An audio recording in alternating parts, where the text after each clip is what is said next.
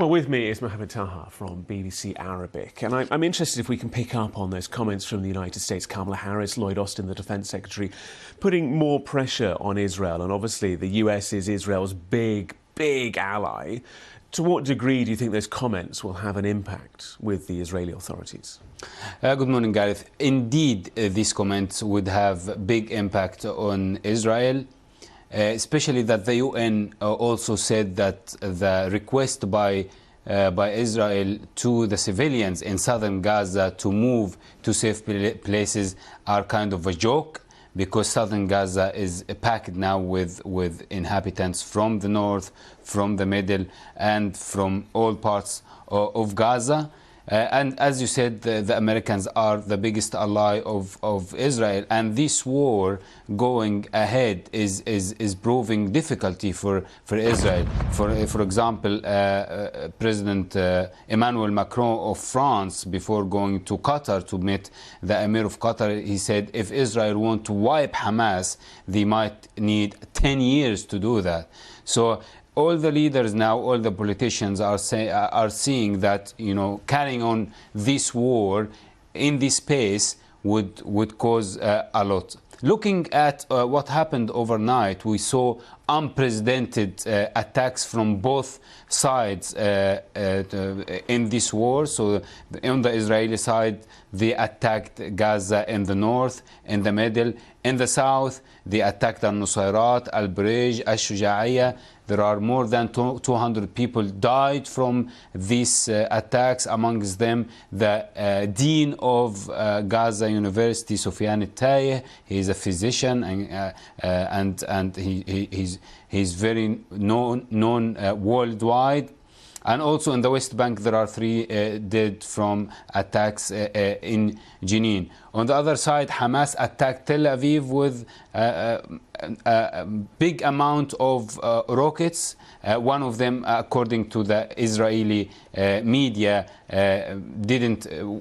wasn't intercepted by the Iron Dome and landed in the outskirts of Tel Aviv. So we saw overnight massive amount of attacks from both sides, and indeed the Americans, the Europeans, and the UN are fearing strongly that this war should end and the ceasefire should be called. Some of the political and military hawks, shall we say, the more conservative members would have said that there shouldn't have been a ceasefire and truce because it may have allowed Hamas to reorganise, to regroup, to redeploy its fighters and its weapons and armoury. Is there any sign of that? You talk about that massive bombardment, rockets heading towards Tel Aviv, one not intercepted by the Iron Dome. Do we think that they maybe used some of the past 7 days to kind of reassess their situation?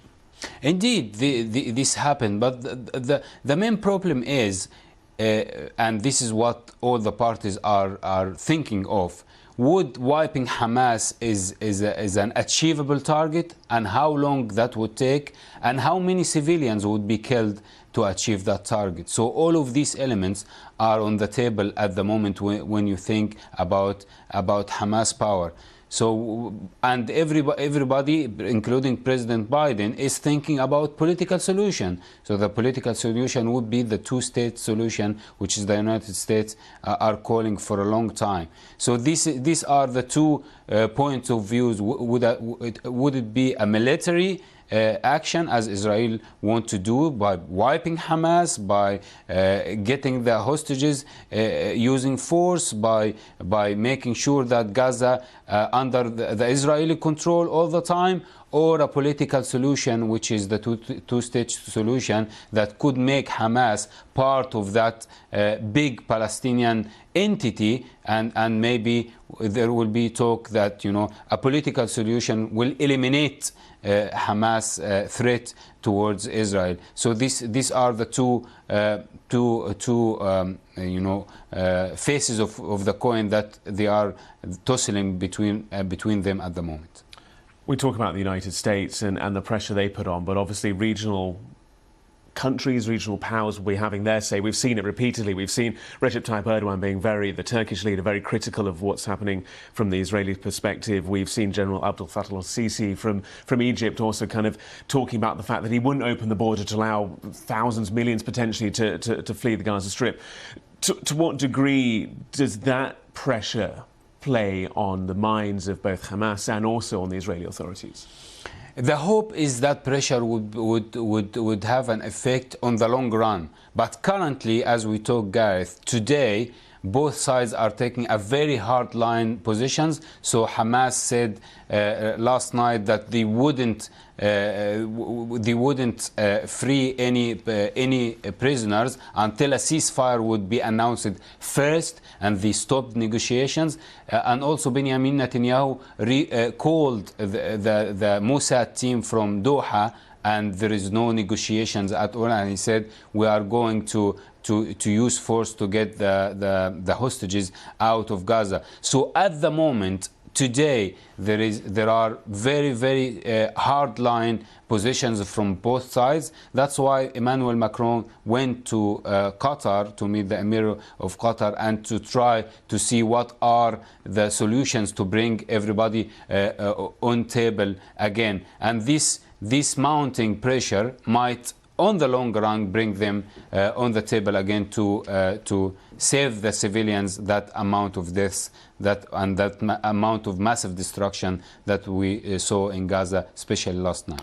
Mohamed Taha, for the moment, thank you.